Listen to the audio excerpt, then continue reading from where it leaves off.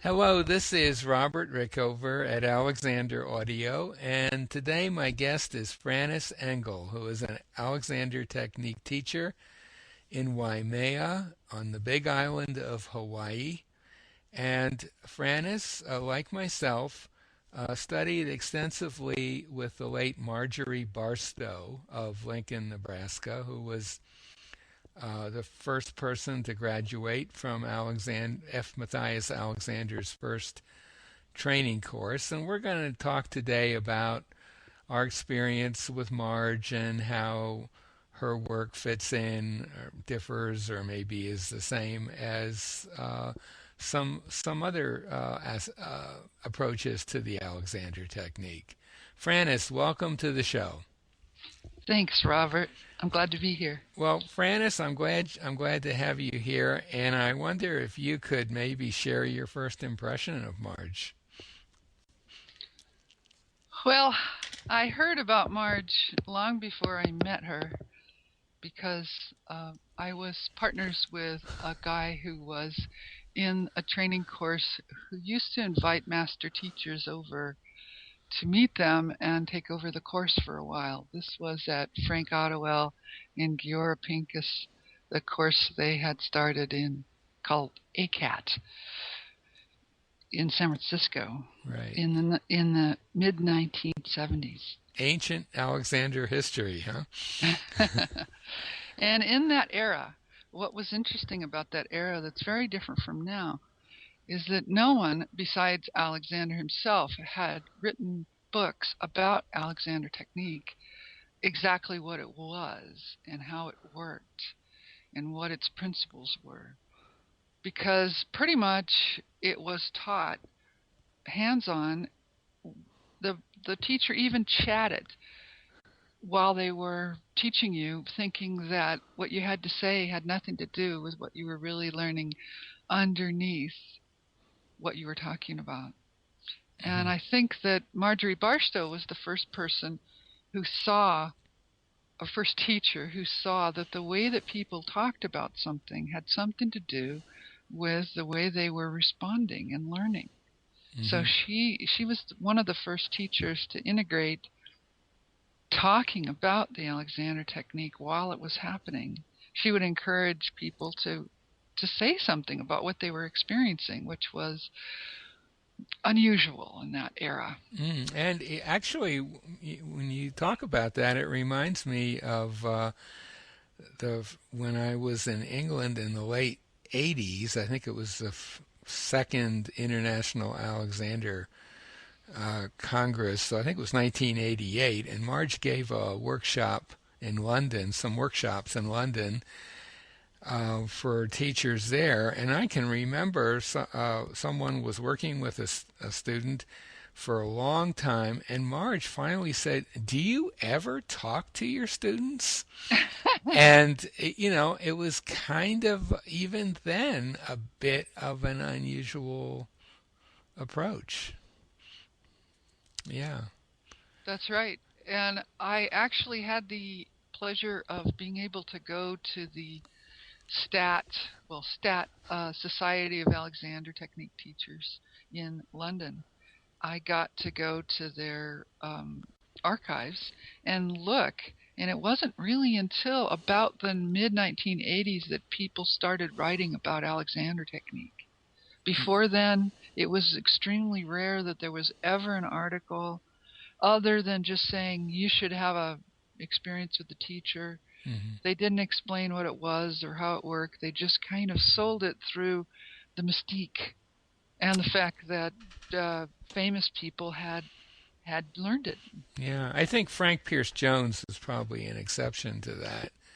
And he was writing in the 70s, and he did try to explain. And there were one or two books, but you're right. There was this idea that, and I think it was coupled with the idea that here Alexander spent, as the legend went, 10 or possibly 9 years of self experimentation, and then he emerged with the knowledge, which of course is completely false, we now know. But there was this idea that he did this amazing thing that no one else could ever do. And so teachers of his work were the only way that highly trained teachers of his work were the only way that you could access his ideas. And of And course, yeah, go ahead. to a great extent, that was true. Yeah. And Marge took quite a different approach to that.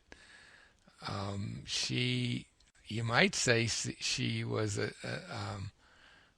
kind of a force for democracy in that, kind of a kind of an Alexander Spring, you might say, in today's terminology.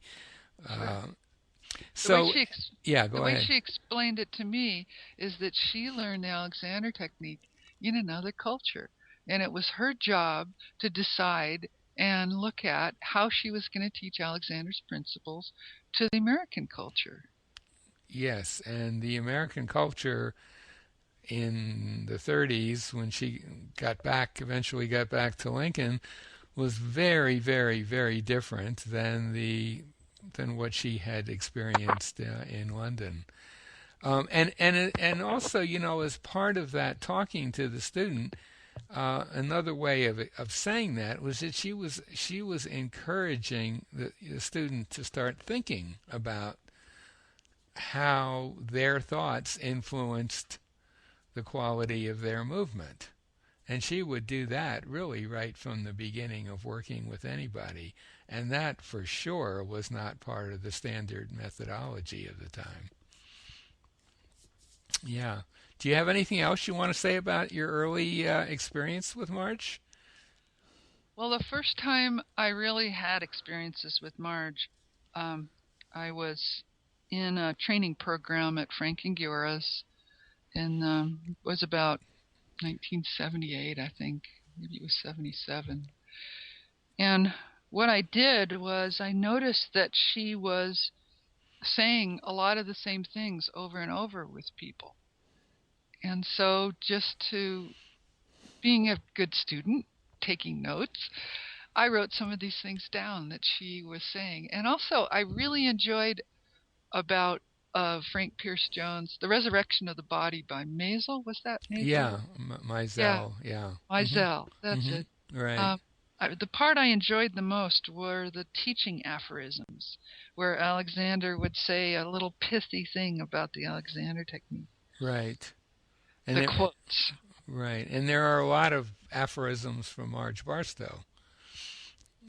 Some of them are online at her website, marjoriebarstow.com. And there are many, many others out there. You probably have your own personal collection at this point. I do. I do. Yeah. And so I wrote these down and I handed them out to the other members of my class. Uh-huh.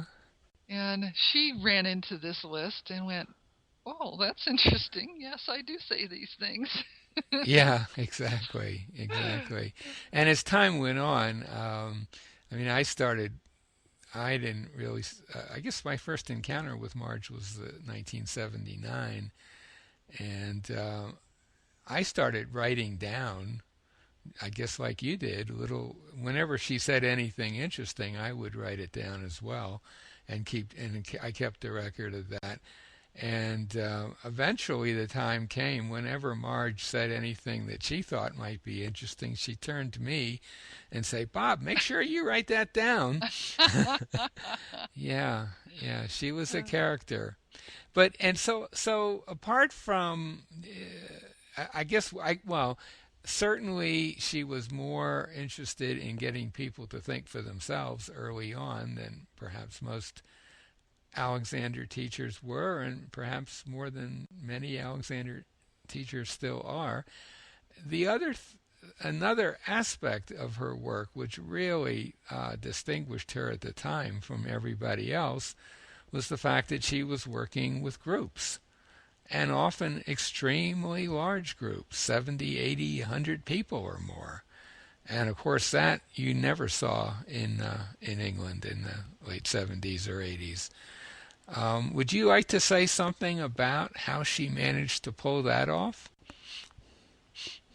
It was a very interesting situation because she rented a um, sorority house for us all to stay in. Right. So most of the people who were at the workshop were staying at this huge sorority house.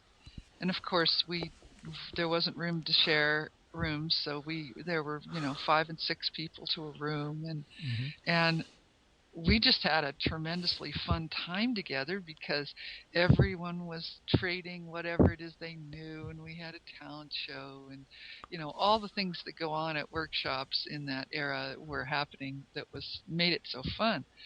But the other interesting thing that has been mentioned is that because she was a senior teacher, all of us were her students. No matter what our experience with the Alexander technique was, we were all there to learn from her. So it was really fun to level the playing field with your teacher, who was also at the workshop Hmm. learning. Hmm. a- Or a- someone who just walked in off the street.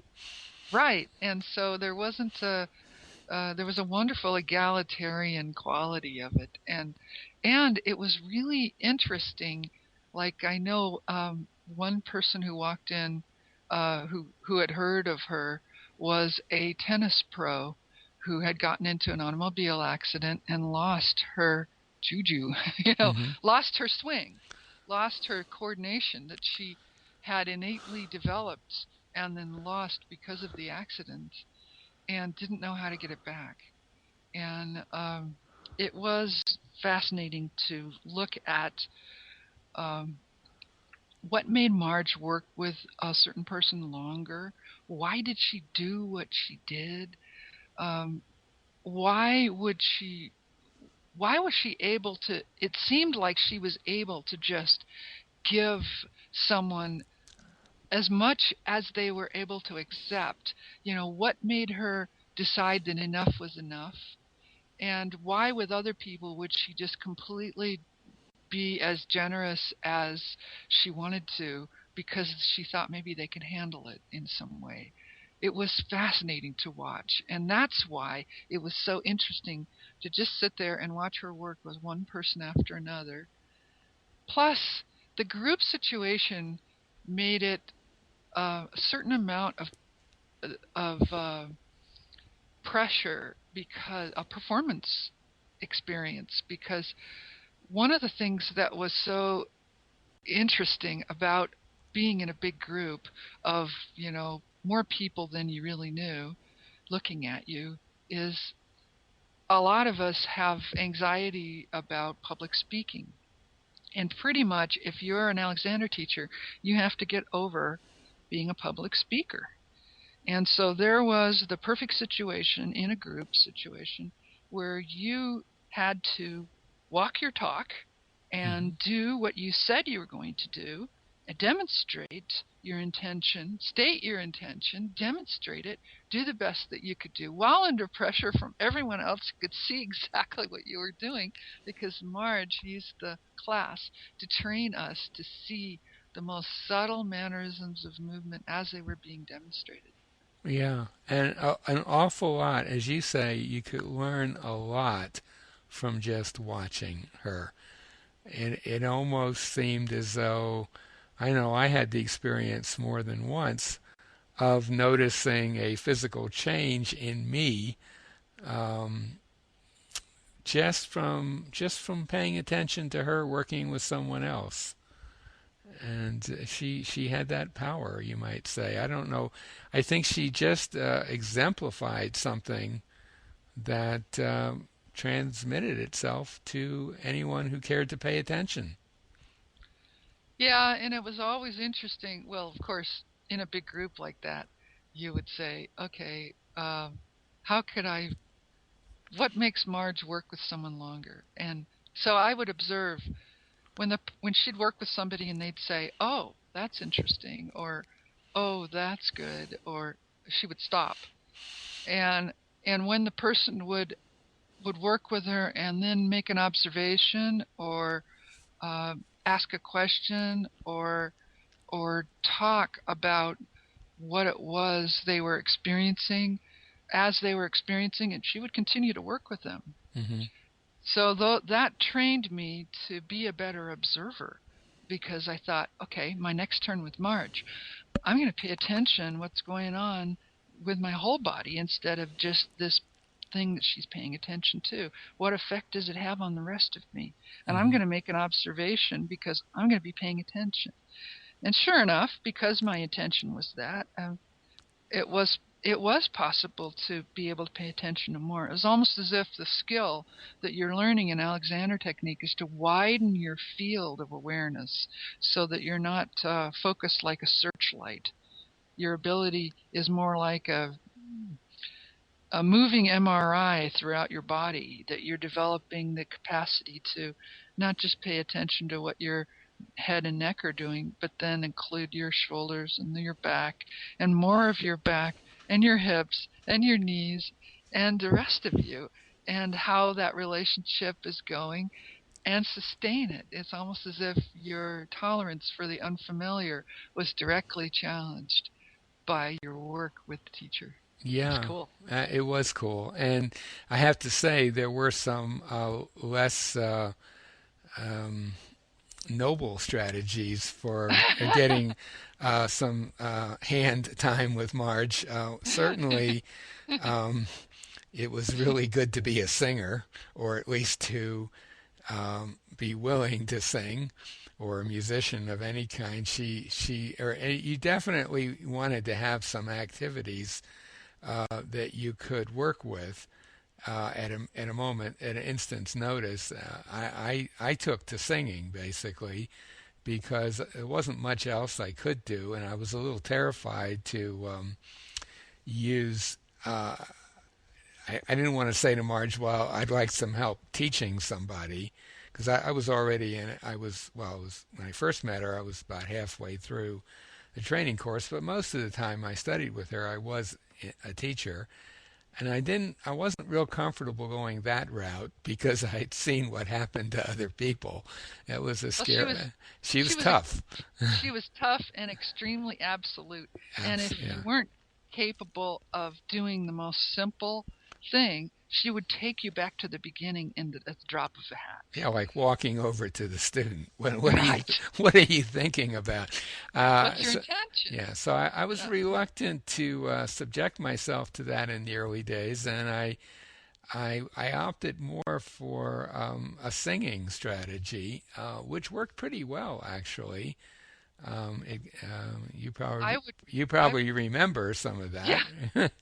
I would say that if you want to learn the Alexander technique the fastest, the best way and the most fastest way to progress is to change the way you're speaking or use your voice in some way. Yeah, yeah, and I think she would constantly come back to voice in ways sometimes it seemed a little bizarre, but it sometimes made a lot of sense. I think she had that same idea that voice was a key to helping people, and of course, the Alexander creation story emphasizes voice quite a bit. But I wanted to say something else about her groups that you may have noticed, because I think we were more or less contemporaries of the whole span of her group teaching certainly from the late 70s through the 80s. I can remember sometime around 84, 85 coming to the summer workshop at that sorority house at Wesleyan, and I can remember there would often be 100 or more people in the room. The numbers were growing pretty fast. Marge was getting older. She was already she was past her mid 80s or in her mid 80s at that point. She was pretty frail. She had a lot of stamina, but I was asking myself the question, if the numbers keep increasing, how is she going to manage that? And in fact, the numbers kind of leveled off, and I noticed that her strategy, this is over the years, her strategy, possibly unconscious on her part, I don't know, was to go a lot faster with people early on. In other words, I noticed as the years progressed that she would get people to places in a day or two that maybe it took a week or two a few years earlier. And that had the effect of weeding out some people who just couldn't deal with that. I mean, there was kind of it became a bit of a self-selection process. I mean, the it was you were always anyone was always welcome to come to any of her workshops, and there were always new people. But I think it got a little more selective in terms of who stayed with the program later on. Did you notice that at all, or did you have a different take on that? What I noticed about her is that she knew exactly how far she was taking you, Hmm. and she would challenge her idea of how far you could handle by giving you sort of she was famous for taking you farther in your last lesson right when you were leaving the workshop. And in a sense, I don't know if you heard about this from other people, but she would kind of plant a bomb that would go off at some point later that would result in a psychological insight that was so profound it would change things for you that were often deeply buried psychological issues that uh, she's not a psychologist. No Alexander teacher is this. Well, they might be a concurrent psychologist, trained as a psychologist, but we don't get that training in our Alexander technique classes of dealing with people's issues. So I think that's why she would give us that little extra, take us a little extra far when we were leaving, so that we'd have the time in our own way to deal with it. Did Hmm. you ever hear about that? Did she ever do You that to know, I never had that experience, but I do think that she was, as you said earlier, she was a master of knowing how much she could zap you with, and then letting you process. And I think she intuitively understood that um, you people really needed time to process what she They was did? showing them. I mean, she would often say after she worked with someone for, well, why don't you sit down and think about that for a while? Right. And she understood the value of that downtime, and I think that's one of the ways you might say on a time management from a time management perspective, she was able to work with so many people effectively, because certainly if she had been stuck in the half hour or 45-minute whatever lesson paradigm, um, that It kind would have been of too much. it would have been too much. You could not have absorbed it, and she wouldn't have been able to help near as many people. So she, in a sense, the groups got to be the size they got based on her ability to help that many people. 100 people in a class means that you're not going to get a lot of hands-on work from Marge, and you might think, oh, gee, I don't know if it's even worth being here, but honestly, it was so worth being there, and you progressed just as fast as if there were 10 people in the class. It was pretty amazing in that regard.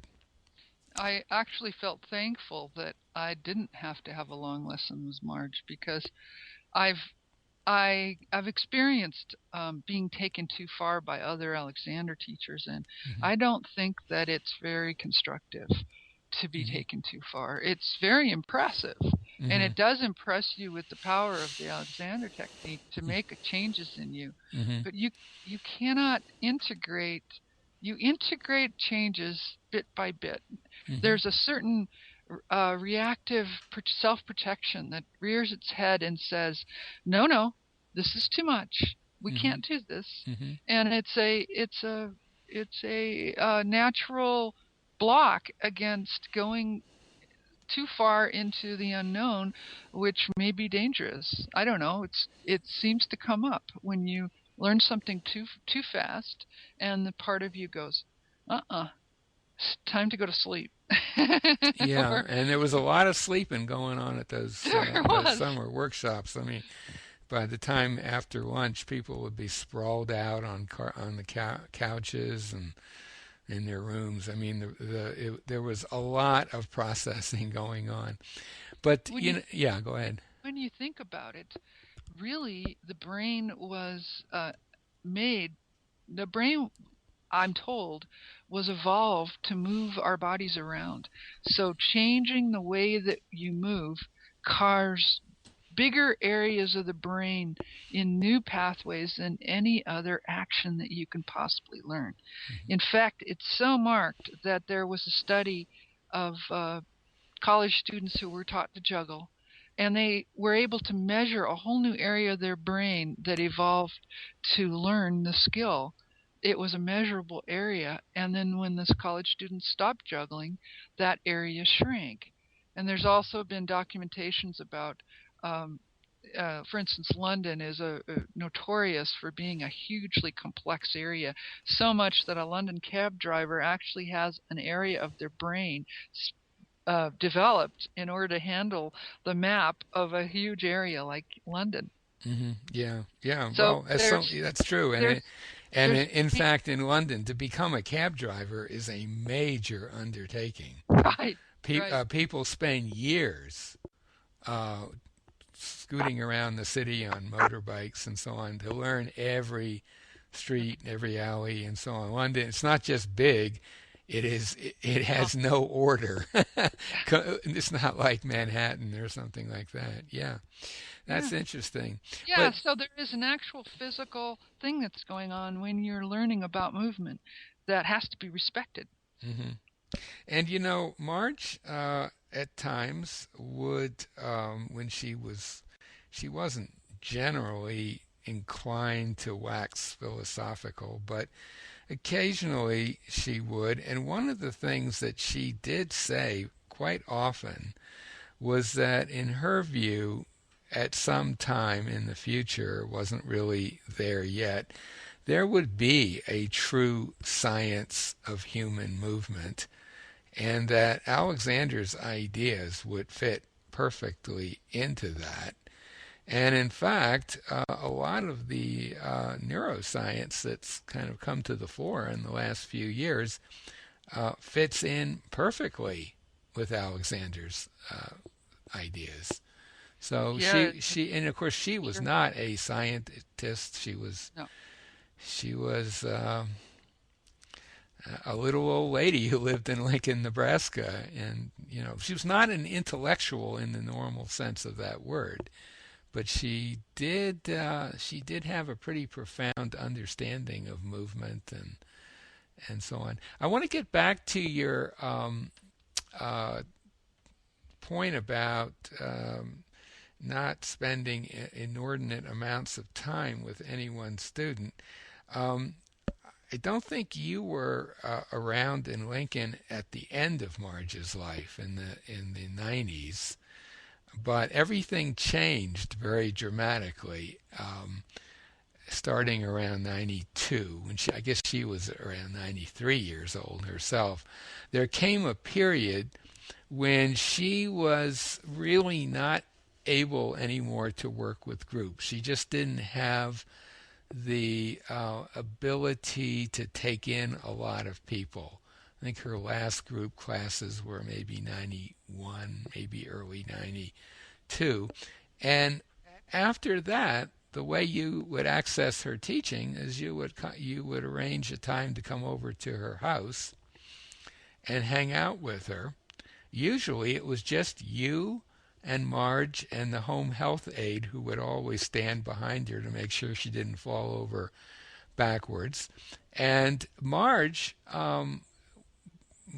way of teaching became mostly nonverbal, and the lessons would last forever, hour, 2 hours sometimes, with a little wow. break here and there. And it was all her running her hands along your body. It was very important or very useful to wear shirts with vertical stripes That was really a good thing to do because she would trace out those patterns. And she was doing a kind of hands-on work that I a little bit would connect with something like really good cranial work, cranial sacral work, but it was much, much more powerful. And she was able to do that in a way that didn't blow your circuits. Wow. Yeah, it was like a whole different thing that probably took place over about a 2 year period.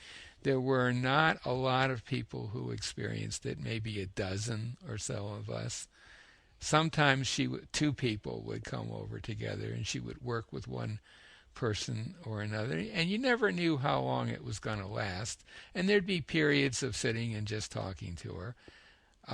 But it was it was exactly the kind of work that she would never do before. Hmm. And it was incredibly powerful work, is all I can say. I think Frank Ottewell, one of the people you trained with, he was out here during that period, and he wrote somewhere about how he was just standing next to Marge, and she put a hand on his arm or his hand or something like that, and he felt his entire body just expanding in some totally different way. And that's exactly the kind of thing that would happen at that late period. What So, I thought was she essentially exemplified a lot of sort of a Zen teacher in many ways, because she was so interested in having you pay attention now, what you were doing now. she was It was, a totally in the moment girl. yeah, yeah, She she was. had she was not interested in talking about the past. It was very hard generally to get her to talk about her early experiences with Alexander or what happened yesterday in class. She just wasn't interested. It And was difficult. I had some occasion to talk with her about principles and her experiences with the Alexander technique and why she taught the way she did. Because when I went about halfway through Frank and Giora's course, and um, things got complicated for me, and I had to quit my training for a while. And when Marge found out about that, she offered to teach me in exchange for me writing about her approach and the way that she taught. oh, So we would, she would send me the impressions of people who had written her letters after workshops that she had done. And it was quite a challenge to um, the process I went through to write about her work. And I would write about it and then call her up, write her a letter, and bring it with me when I would see her. And we'd sit down and she would tear it to shreds. yeah. She was a good editor. She was a tough and good editor. I which is can remember probably that. which is probably why she wasn't really a writer, because it was easier for her to be an editor than it was for her to be a writer. She wrote very little. She did write a few things, and whenever she did write anything, it was precise and clear and totally to the point. But that wasn't her main avenue of expression for sure.